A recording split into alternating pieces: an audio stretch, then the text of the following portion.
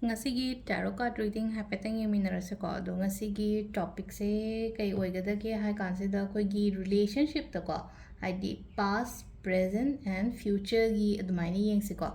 ado sida ai ipok numit rashi adumaina khaido oroge ko haidi crystal oina thamage ko crystal se haipetang yengbiro ko sigi crystal se leise ko kwai first kise mayek se ko haidi aquamarine ko aquamarine se katang bluish chang baje ko katang blue chang bane ko aqua color se ko ani suba se na moonstone lere ko ahum suba se na sunstone aina khwai de gi pamjaba ma song khalla se ba haidi aquamarine ne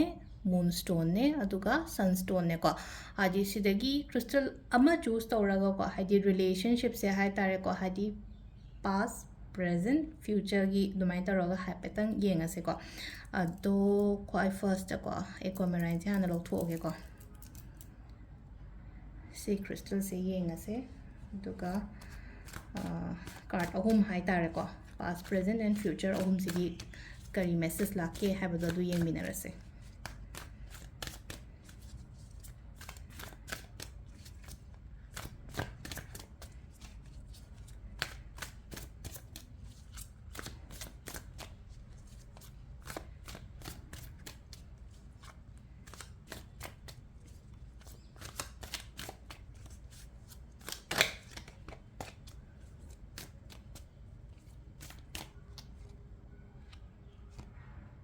the 3 card katang lo thok chare koina 3 card se degi kari message and guidance la ke have do yenga se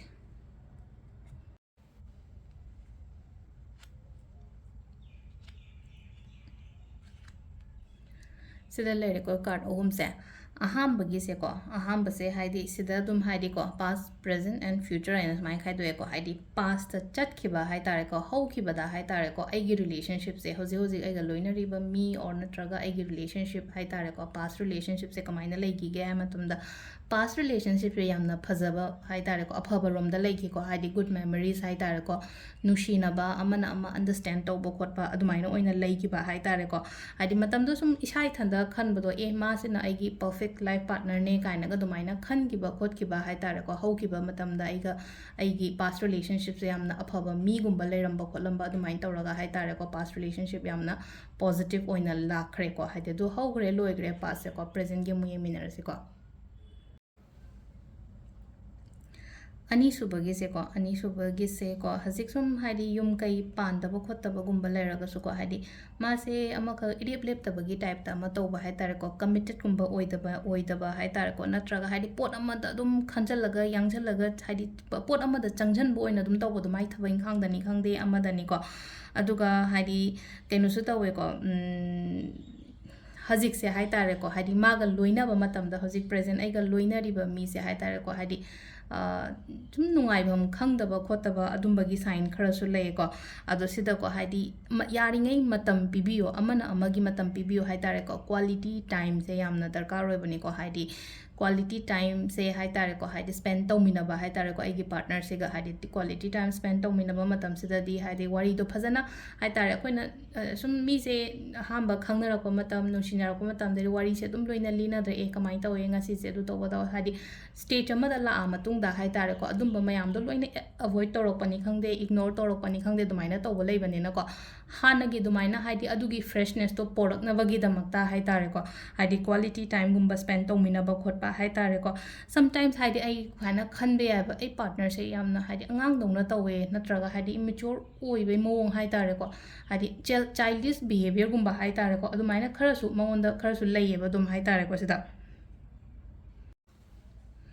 aduga khwaigi aroibagi card se ko haidi future card se aina hotna ba hai tar ko sigi relationship sigi damakta aigi site ge kyam effort thada gi ge kyam phajana haidi yum panmina ba chatmina ba khomina ba hai tar ko adumaina gumba thada ba leiraga di haidi sigi relationship se yamna successful oiba khotpa adumaina di pi ko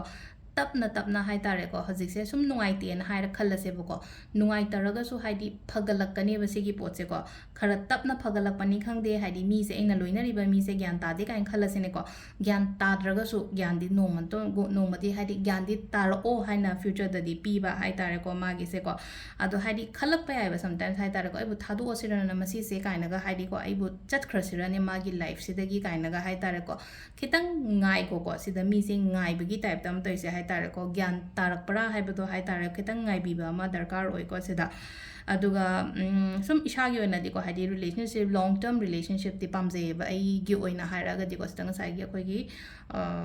comrade khan ba mi ngai sai ta long term relationship kum ba di pa me adunga sai gi magi mawong kari gra mayam to no ko amu mu hai tare ko haidi talakpa natraga haidi maning hansira kaina khanbado ado han hajik ki oina haraga di han bigano kitang ngai bigo matam khara pibigo ko mangonda ado sida leire akhoi gi aham bage ko ecomarine khan ba ngai se ko mathangi moonstone gi hapetang yeminar se ko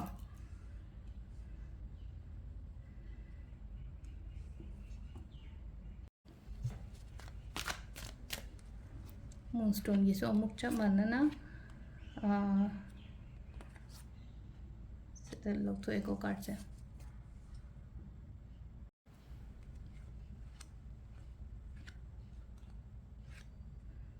quite first ki ko haidi pass card se haidi chatna gi boina to ko haidi mai lambi da dumaina chat khiba hai tare ko mai lambi da chat khiba adagi partner ga se ma ka hai tare ko yamna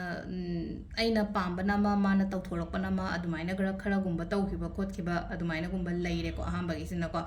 aduga hai tare sum mamang da akoi gi past experience thiba na ni khangde amana ni khangde ko haidi experience haidi memories hairan de ko memories na traga haidi past experience no ai gi tamne na hojik su dum haidi isha da akiba dum khara khara phawbo do hai tare ko haidi mamang da sumaina tau gi na haidi torokadra kaina hai ba gi mong da ko tawdi tawroi kai gi no ha matam da future card yam phajana hai ta yam thina positive card oiba card ama tholei ko ado present gi so hai petang matik amai hairam ge ko ado mamang da sum phat khidaba khot khidaba haidi leina ko experience nungai taba legi bani na hojik se yam thina practical di oire ko practical ora khando pa hai bani khangde ko haidi wakhan se ma ka divert to ba hai bani khangde natraga haidi adjust to ba herak pani khangde ko hai tare ko dumai to roga hai tare ko phajana loina ge hai na isana di khalle ko adoga haidi aina su support to bi ba hai tare ko mi du da hai tare ko aiga aigi partner du da aina support to bi ba magi career gi da oiro natraga mana tawri ba thaba inkhang da hai tare ko ado ishagi oina su hai tare ko ishagi oina hairaga su ko khatang ishagi da makta lepa su tambi tamba hai tare ko sida asisina hojik ki kenoni ko hai je haidi present gi matang gi wari ni ko aduga last ki akoi gi tholai ba card se ko last ki tholai 9 of pentacles se 9 of keno sida lai se ko 9 of pentacles haina lai ba card se relationship ta ko ani mak hai tare ko haidi partner husband and wife ko haigi oidori ba se ko mabai mang nungai ba hai tare ko nungai ba haidi mai magi thaba inkhang ga se loina phangaga hai tare ko mai thaba inkhang ga se loina phanga kholaga hai ta paisa gi problem daga kemta ga leita bi khot nungai ai phana pan ba yam thina secure ba happy life hai tare ko haidi adumaina gumba hai tare ko adu oina piri ko sida haidi punsi se akhoi gi na luxury haidi luxury lifestyle gumba kai gumba adumaina hai tare ko middle age gumba ga oiraga su yam nungai ba piba adumaina oina oi ko adu ahamba haidi hawrak da khatang nungai khidaba kani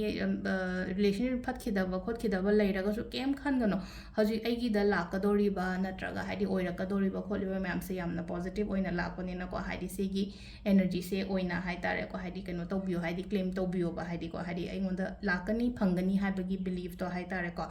adu sida leire akhoi kombagi moonstone ko sunstone gi last ki ama katanga re ko haidi sunstone sidanga yengminarase ko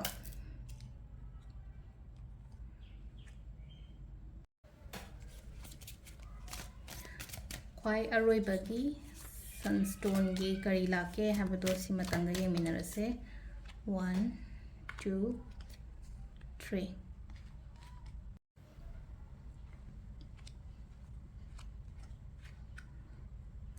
sunstone gi oina hairaga di ko card ahumak se yam phajana lae card ahumak se yam phajana lae haidi pass card to so dum hai tare ko positive adum oigiba hai tare ko haidi positive cards haidi healthy exchange hai tare na bai ni gi marak ta haidi relationship se adum healthy oina lakpa hai tare ko aduga haidi makhong chet pa relationship hai tare ko amana amagi da makta supportive oiba khotpa adumaina oina oigo nushina ba ko haidi kaino se couple se gi marak se da ko haidi love harmony romance kari kra suguma mayam se amta walak ta ba hai tare ko haidi khangnari ngai matam do oiro moiro ko hojik su phai ko hojik su phai aduga lakadori basu phai ko ado in details oina hojika lakadori ba je mai jarage ko ado hojik se hai tare ko haidi hojik ki ibaini gi relationship se hai tare ko haidi si gi keno sunstone khan ba mi ngai gi ne hai se ko hojik ki relationship se yamna phajana hai tare ko positive oiba lambi da chatpa hai tare ko haidi move tawrapado hai tare ko haidi sigi lambi sida chatli se hai tare ko ibani chatli se yamna aphaba rom do ina chatpa ko aduga ibani na hotna zaman hai tare ko haidi relationship sida hai tare ko ibani na thamoi sengna natraga hai tare kainum kainum hotna matam da haidi phajana chatmina bo oiba do hai tare ko sida healthy oiba relationship compatible oiba relationship healthy oiba haragadi haidi phajana lemina ba ma lejare aduga compatible oiba haragadi chana ba wakhan chana ba mo chana ba haiba do hai tare ko adumaina hai tare committed su oi serious su oi ko relationship se committed oiba haragadi dum lep ke khot ke khanba aman amagi damakta haidi khanbi ba serious oiba khot ba adumaina oina oi ko sigi kaino se ko akoi gi present gi magi tholai se ko sunstone ge aduga aroiba gi se ko haidi dum relationship se phajana adum chatpa oina oi ko phajan chatpa haraga di ko haidi akoina pambi ma thaba matam da haidi haugalaktra phajana aduna haidi akoina chatliba kaino se hai tare ko lambi sida chatli se haidi mayon chongakpa kholakpa adumaina oina oiba hai tare ko nungsinaba hai tare ko nungsiba amana amada respect pinaba khotpa adumaina oi adum partner se ko haide akogi lam chatpa khotpa su dum pamgani ko animak hai tare ko aduga ishagi oina hai tare ko sigi relationship se hai tare ko amukka hena phahange natraga haidi mathang step ta chalhange ko lange kaina khanba hai tare ko mathang step ta chalhange haraga samna haba nungsinaraga mi se nungsina leiba ka haise ko next level kaina haraga di luhongge hongba gumba oina lae na ko adu admai tawraga hai tare ko makha ta na phajana mong ta na puge kaina khanba hai tare ko ado yamna positive oiba sign amadi oire ko kaino gi sina ko akogi sunstone khanba ngai gi oina haraga moonstone ga kaino ga na kitang khara mix up tawra lae ko ado guidance bode na hai ko smai taw kholo du budi haijare na ko ado sida leire khoigi kaino se ko haidi ngasi gi oina haidi past present and future gi relationship reading se ko ado relationship nungai ta baje ai oina haga di crystal da khwai de gi best crystal se rose quartz season ave ai ko haidi rose quartz se sida ai table da so biram gani ko aina sugumba thammi ba mayam se ko haidi jibu coin se na bayai tumbles hai ne ko sugumba tumbles kumba bag ta kai daga dum hapa khotpa hai tare ko adum leire aduga amana hai tare ko haidi bracelet oina sininge kain khalla se ba sugumba bracelet si be ai ko rose quartz ki bracelet si bi be ai ado haidi khudok pe ka su dum haidi phangbane ado hajik se Manipur pot thaba yadamne na hajik available gi oide ko ado akoina khudok oina sira lik ki pendant gumba da hap kera khot kera kemta kai de ko ado tumble sugumba haida shibo khotpa tanba mi yona haga di dum sugumba macha ama kai mana traga hadi sugumba se ama ko ai gi bag ta kai de yaujus no ba ado of course hadi relationship afaba attract taweba ado hajik so akoi gi relationship re phatte kai khalla se ba thammaga yengo ba sum changes la kane ba dum hai tare ko sida ado sida leire akoi gi ngasi gi oina kaino hai tare ko relationship reading se ko khata ba mu yeminar se ko na thank you